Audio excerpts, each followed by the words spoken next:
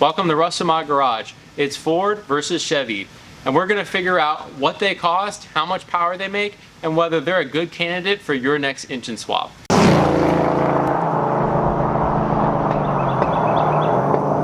Alright guys, so if you're new to the channel, we do a lot of engine swaps in our projects. Behind me is the 1961 Rambler station wagon that we ended up swapping an LS into.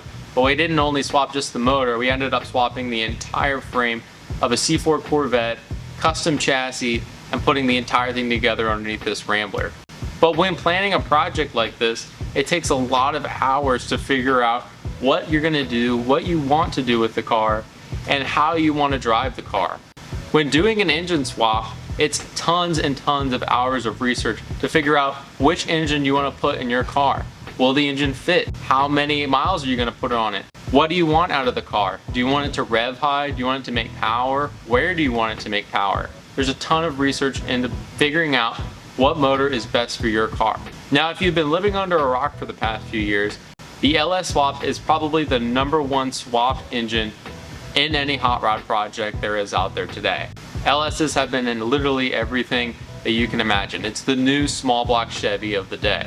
Behind the LS is probably a 12-valve Cummins. A 12-valve Cummins usually is swapped in everything because they used to be cheap to get, they're very easy to wire up, and you can make lots of cheap power with them for very little money. But we'll talk about Cummins in another video. Right now we're gonna focus on the two most popular gasoline swapped engines.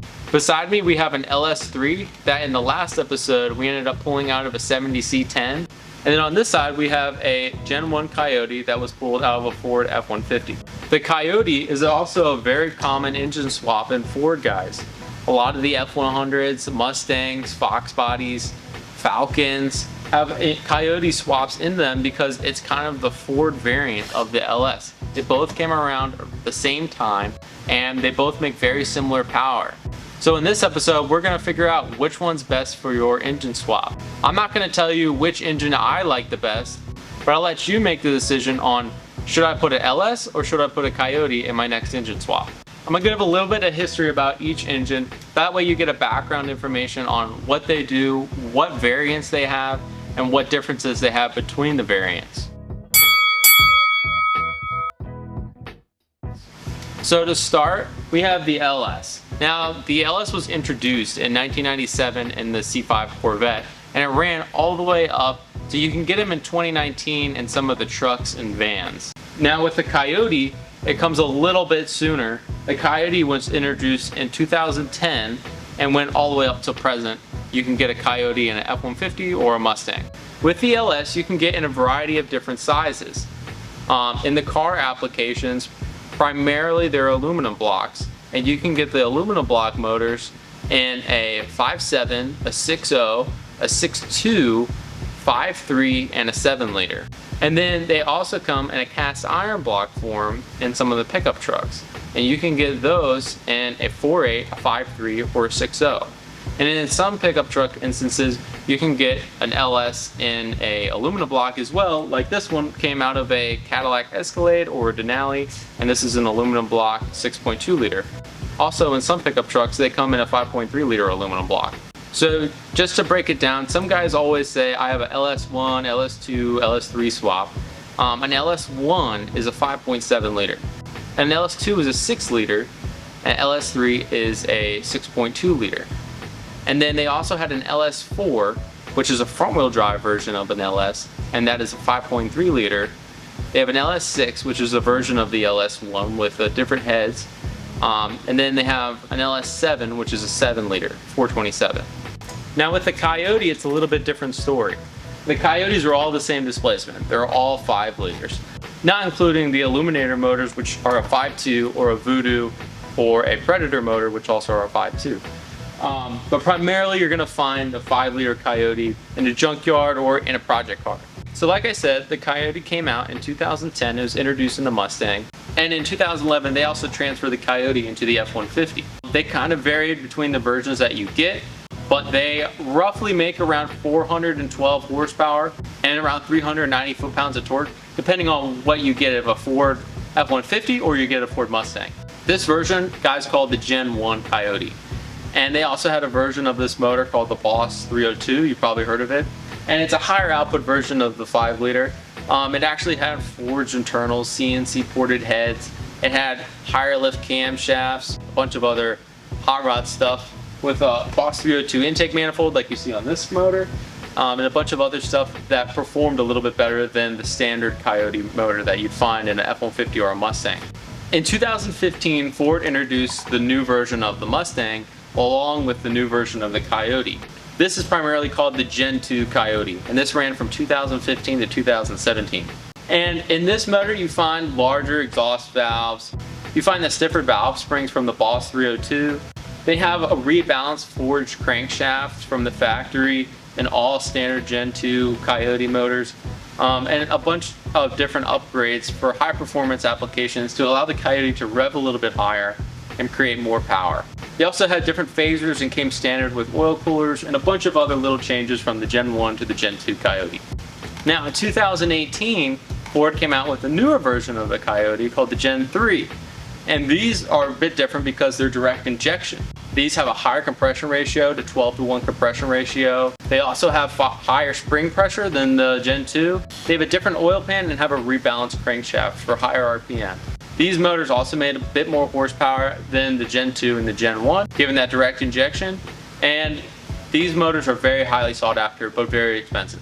So now that I told you a little bit about the history of both of the motors, let me tell you about why they're important.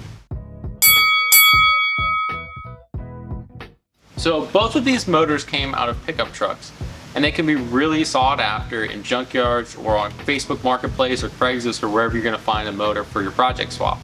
This motor is a 6.2 liter. Technically it's an L92 aluminum block LS motor, and behind it is a TR6060 transmission, and this is a 5 liter Gen 1 Coyote. Behind it is an MT82 6-speed transmission also. Both of these motors are pretty affordable now, and you can get them in pickup trucks instead of getting them in cars. If this motor came from a Camaro or a Corvette, it would be very expensive compared to getting it out of a pickup truck, when there's very, very minor differences between the two motors. And if this motor came from a Mustang or a Boss, it would be very expensive compared to the F-150 motors with very little differences. So I want to make this video to show that you guys don't have to spend a ton of money when you can find and source motors from cars where you can get very similar performance for a quarter of the price of what you're going to pay to get an LS or a Coyote out of a high performance car. So the LSs are broken into Gen 3 and Gen 4 small block V8s that General Motors makes. The differences between the Gen 3 and Gen 4 LSs are very small. But there's a differences in the connecting rods. The crank position sensor is different. The Gen 4s have displacement on demand, or DOD, and some of them also have variable valve timing. Other than that, they're very similar, and you can take Gen 3 parts and put on a Gen 4, and Gen 4 parts and put on a Gen 2. Very similar to the Coyote, where you can interchange parts to make yours a little bit better. This Gen 4 LS makes 403 horsepower and 417 foot-pounds of torque, and has about 10.5 to 1 compression ratio. And if it was in a Camaro, it'd have a little bit higher compression ratio and have a little bit more power. And then this Coyote is from an F-150. It has 10 to 1 compression ratio, it has smaller intake cams, and it has a different intake manifold, which I ended up swapping for the Boss 302 intake manifold. If this was a Mustang Coyote, it would have 11 to 1 compression ratio, the larger intake cams, and a different intake manifold. The F-150 versus the Mustang has a different oil filter location and has a different oil pan, and that's pretty much it with the Mustang versus the F-150. So now let's talk about how they're going to fit in your project car. An LS comes standard with front engine rear transmission, just like most pickup trucks or sports cars, but they also come in a front wheel drive configuration in Impalas and a few other cars. They come with different front accessories and are able to be swapped in Fieros and a bunch of mid-engine front-wheel drive setup, very similar to the Impala they built on Hot Rod Garage, where they actually put a motor in the front of the car and in the back of the car, and we're able to make it all-wheel drive. So that's a very cool aspect of the LS, where you can do horizontally and longitudinally mounted in your vehicle, depending on what kind of project that you want to do.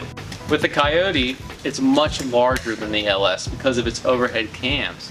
Now, this is a bonus and a drawback because the overhead cams are such a more modern engine design. It allows for higher revving, more air to be in the motor, but the sheer size of the 5-liter just makes for the engine bay to be very cramped with this size of an engine. The COYOTE is 28 inches wide, 27 inches tall, and 26 inches long.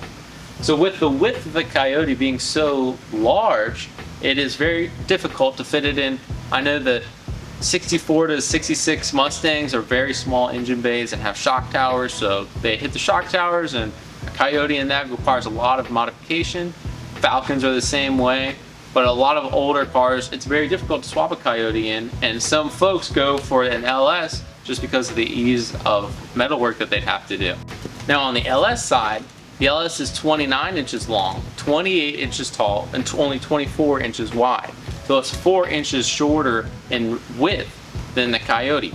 This makes it a little bit easier to squeeze into smaller cars like a Miata or a 240 and other small sports cars that the COYOTE probably can't fit in. Not saying that it's not going to be able to fit. I've seen the COYOTE in the rear of a Porsche Cayman S. So it can be done, but it's definitely a much larger engine that you're going to have to consider if you want to swap it into your project. Now let's talk about how we're going to get these things to run in our project cars. If you watched our Rambler series, you know that we swapped an LS1 into our Rambler, and that had a Camaro style wiring harness. We ended up getting it from a 2000 Camaro. We got the whole package, pulled it out with the entire wiring harness, and stuffed it into our 61 Rambler.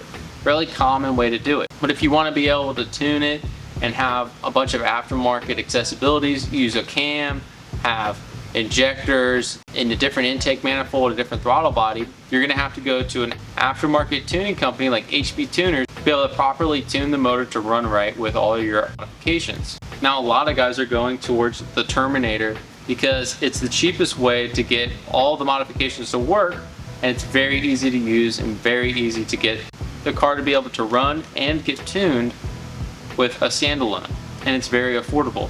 We actually ended up swapping to a Terminator and the Rambler years later because of an injector issue that we had, and it's way easier to be able to monitor what's going on with the car. So a Terminator, like I said, it costs $999, and it's very easy to install, very easy to turnkey, very easy to wire up, and is a great option for the LS to be able to swap. And I think that's what really stands out with the COYOTE, is it's so much more work to be able to get it run than the wiring side of things. With the COYOTE, you can still run the factory computer that it came with. This actually has a Mustang entire wiring harness on it so that we can run a Mustang computer. That way it'll work with our manual transmission that we have behind it.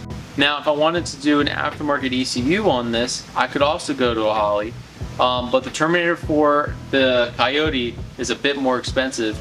If you want to run a manual transmission, it's around $2,000, and if you want a max to control the transmission on an automatic setup, it's about $2,700. And this is because the COYOTE has variable valve timing, and so it has to be able to control the cam phasers as well as control everything else on it, so it just costs more to be able to do that. You can also option for the Ford Performance Control Pack, and that's about $2,400, and it comes with a Ford ECU and wiring harness that you'll be able to easily swap into your car. It's a very popular option for COYOTE swaps. Now let's talk about what guys usually don't think about when they're going to put their motor into their car. Yes, I want to do an LS into my Miata, but they make kits for it that are very easy to install the motor. But then once the motor's installed, what do? You have to run an alternator, you got to run power steering, you got to run a water pump, you got to run a bunch of other accessories that you're not going to be able to run if your motor's jammed in there and it's very tight clearances. Luckily with the LS, it's very easy to be able to swap the front accessories off of the motor and replace them with different accessories that will fit your application. There's aftermarket companies that sell a bunch of different aftermarket accessories that you can run whatever kind of routing that you would like. Holley and ICT Billet come to mind because you can get them very easily, but they come a little bit more expensive. For you LS guys out there, What I did on the Rambler was I had a Camaro front accessory drive, but my alternator is mounted low and my power steering is mounted high. And that wouldn't work with the way that the C4 Corvette front suspension was. It was just too tight. Now you can go and research a bunch of different LS configurations because these motors were put in trucks, cars, front wheel drive cars, and a bunch of different applications, so they make a bunch of different accessories to be able to fit.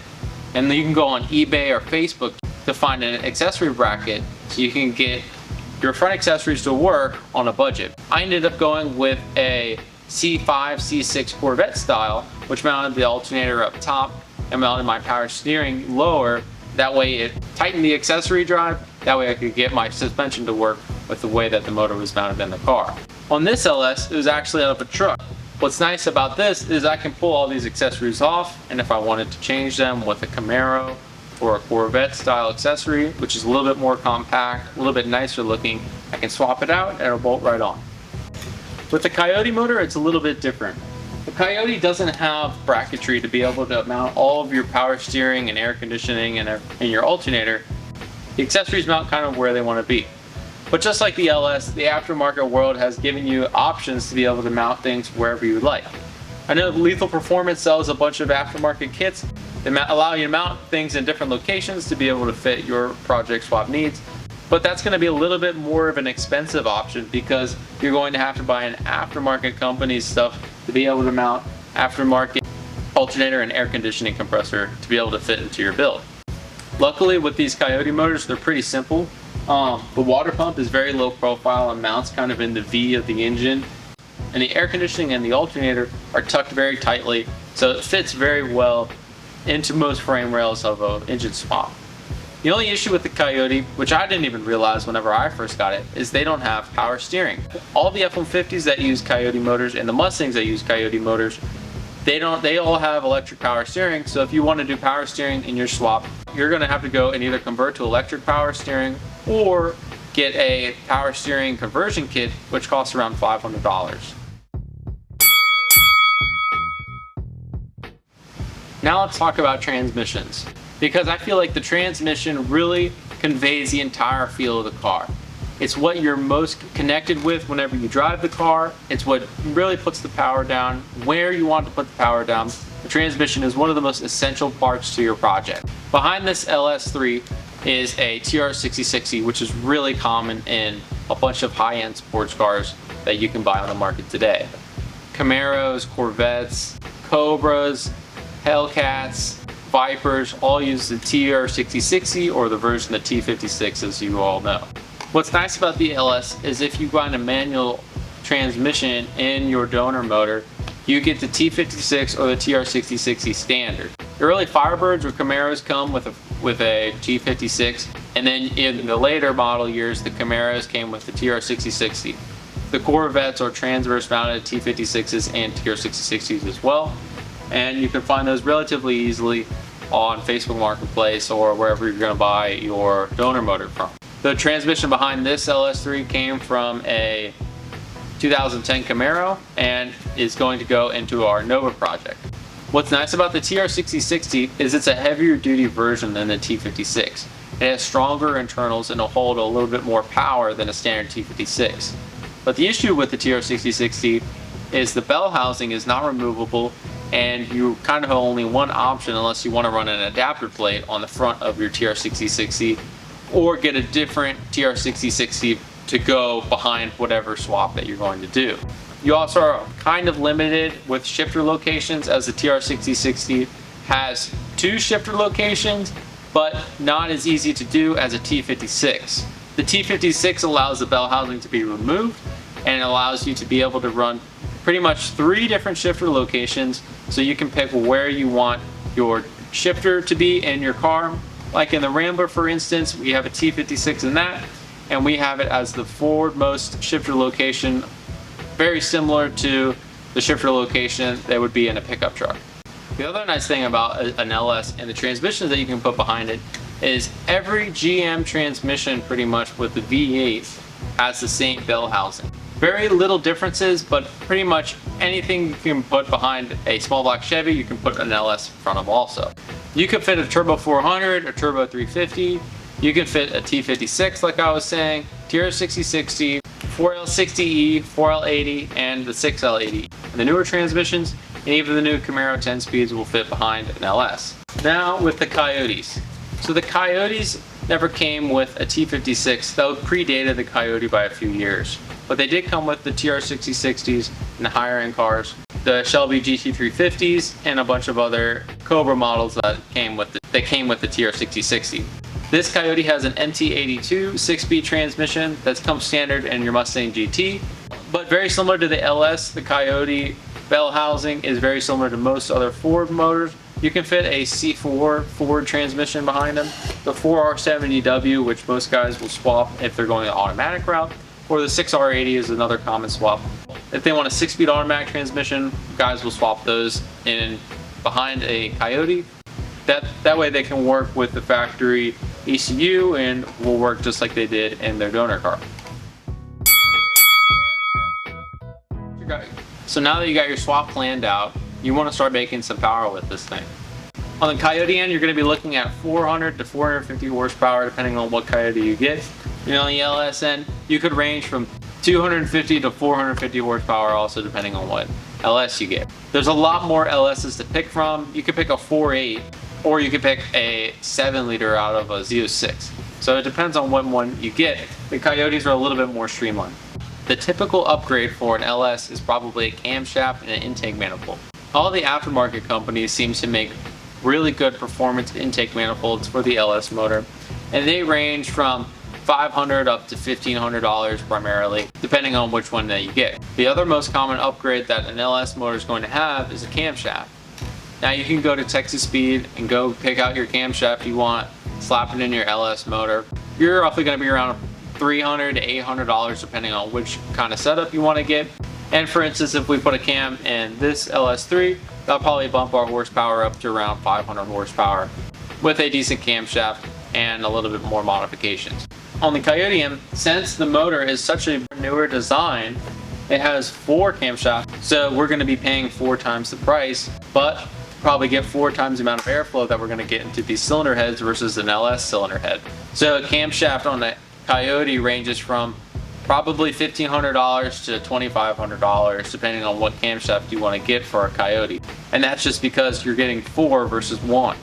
But you're also getting a much more airflow than you would in the standard LS.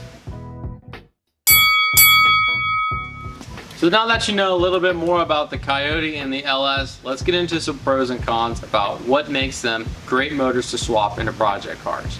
We'll start with the LS. The LS is very affordable. You can go get a $500 Suburban, pull the LS 5.3 out of that thing, sell the Suburban body for $1,000 Then you make money for your project and you have an LS that you can put into your hot rod. The LSs are very easy to maintain, they're very small for a V8, and there's tons of aftermarket support for these things. But you are looking at a very old design for a motor. These don't get the greatest miles per gallon. They're very limited because they have 2 valves per cylinder. And if you know anything about LSs with their maintenance issues, you're probably going to have to do lifters, which means you're probably going to have to pull the heads off. Because in order to access the lifters, they're underneath the heads and you have to pull the heads off to get to them. If you go for a Gen 4 LS motor and you get it out of a truck, you're going to have to do a DOD delete and a VVT delete if you want to do a camshaft or run it on an aftermarket ECU. The displacement on demand, you have to replace the lifters, but you'd probably end up doing that anyway if you're going to go with an aftermarket cam.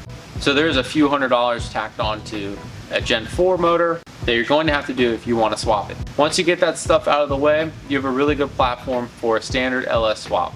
But let's face it, everybody does LS swaps. Now for some pros with the Coyote. The Coyote is a much newer designed engine. It has dual overhead cams, which is much more modern than the old pushrod style V8 that the LS is. They have 4 valves per cylinder, so that increases the air volume dramatically versus the 2 valves that the LS has. Every single Coyote is all aluminum. You don't have to worry about getting a cast iron motor out of a truck because every single one of these things is aluminum and they all weigh just about the same as an aluminum block LS. The Coyote is just very big. It won't fit into some cars that you guys might want to put a Coyote in just because of the sheer size of it. It's 4 inches wider than an LS. because of its overhead cam design. These motors tend to be more expensive than LS's just because they're newer. This motor came from a 2011 F-150, so it's a newer design, and it's much newer. You won't really find too many 2011 cars into a junkyard as you will if you found a 2002 Silverado in a junkyard. They're just a lot harder to find in places like that where you want to find a cheap motor for your project. The other drawback of the Coyote is the way that they mount the accessories. You're kind of stuck unless you want to buy aftermarket stuff. What's nice about the LS, you find different vehicles to swap accessories into, but with the Coyote, you're kind of limited to where accessories have to be mounted unless you want to go aftermarket. The other drawback with the Coyote is the lack of power steering. Because most of the projects have power steering, unless you're going for a drag race build and you don't care about power steering, you're going to have to buy an aftermarket power steering solution to be able to run power steering in your Coyote swap project. Both these motors have their pros and cons. I'm not going to tell you that one motor is better than the other. One is a very old design motor, one's a very new high-tech design motor. Coyote revs a lot higher than the LS will right out of the box. The Coyote also gets a ton more airflow than the LS will get right out of the box. But the LS is a lot cheaper than the Coyote, and it's a lot smaller than the Coyote. And there's a lot more aftermarket support for the LS currently than the Coyote, but aftermarket support is getting really readily available for the Coyote, and you guys can probably buy pretty much everything that you can for an LS for a Coyote practically. So now it's up to you. Which motor are you guys going to put in your project? Comment that down below, and comment down below what do you think we should put this Coyote in, and what do you think we should put this LS3 in. We have a bunch of different projects on the channel. We know we're putting an LS into our Nova build, and we might have a home for this Coyote and one of our Ford vehicles that we have also. So you guys will have to stay tuned to see that on another episode of Rustomod. But thanks so much for watching, and I hope this video helped you out to figure out what engine you're going to put in your next project car. Thanks so much for watching. If you like this video, make sure you like, comment, subscribe, and check out our channel for other awesome builds that we have going on the Rustomod channel. See you on the next one.